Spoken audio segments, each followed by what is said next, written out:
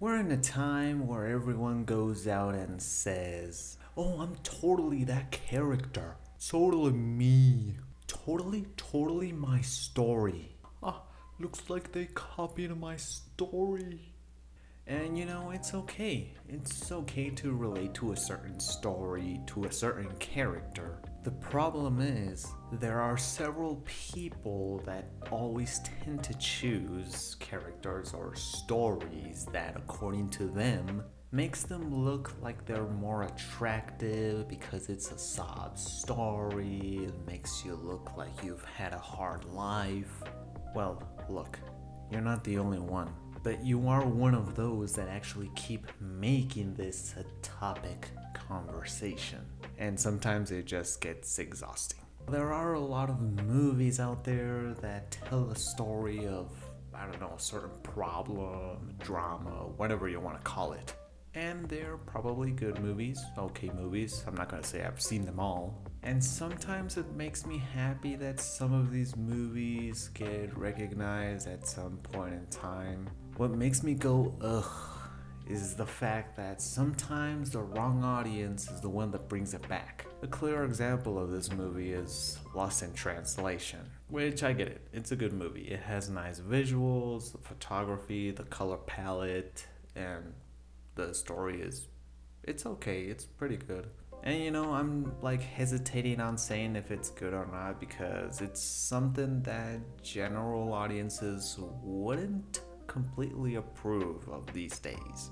So the story is basically about a man going through a midlife crisis, not happy with his marriage and job, and probably wanting to kill himself. And about a young lady that doesn't feel appreciated by her boyfriend because he's a lot more dedicated to his job. He also considers his job more important than her. So these two eventually meet in Tokyo, and since they both feel miserable, they decide to help each other by dating.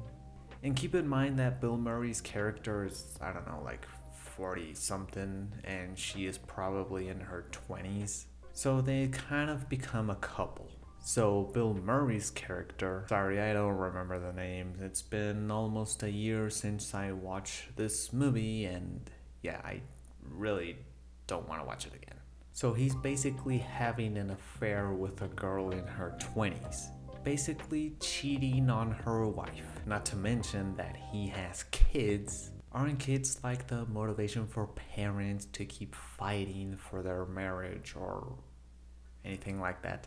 And so this goes on for a while. They go to parties, they hang out, they eventually kiss each other. And then they have to leave because both of them have lives outside of Tokyo. And end of story, that's all I can remember.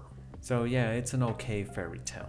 Because I bet that this happens in real life, and it's not gonna be pretty. So why do I say that movies like this attract the wrong audience? Well, in this case, I've seen a lot of teens wanting to relate to a movie like this.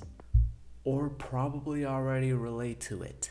But like they literally want to relate to every single thing of the story. In the case of women wanting to go out with a 40-year-old man while they are in their mid-20s, which I consider wrong, and I bet a lot of women and men consider it wrong as well.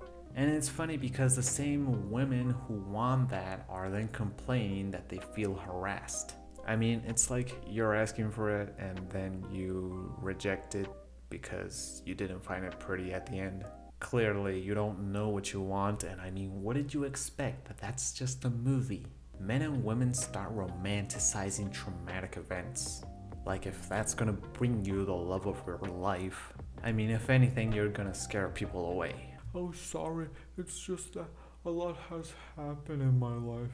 I'm so broken. Yeah, I'm a depressed guy. Cold person. I don't feel anything. Where's the romantic stuff in that? And look, I know that everyone has a sob story. I mean, I do as well. And probably can relate to a character or a story that I've seen somewhere else. But is it really romantic wanting to relate to a story about an old man and a young woman wanting to be together? Look, in my perspective, I don't see it romantic. And if you do, it's okay. I don't care. But why do we always make the scars shine instead of the good stuff? This is why this generation is getting so messed up.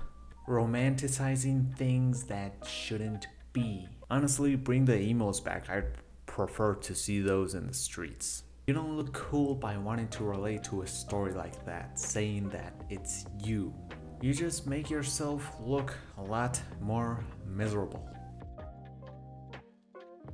Ay, mira, soy esa, literalmente su historia es mía. Porque a mí tampoco me pelan y quisiera irme con un grandote. Ay, sí, sí, gracias. En fin, nadie me pela. Fun fact, true story.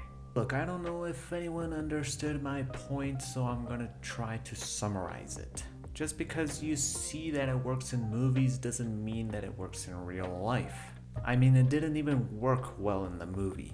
So what made you think that it was gonna work here?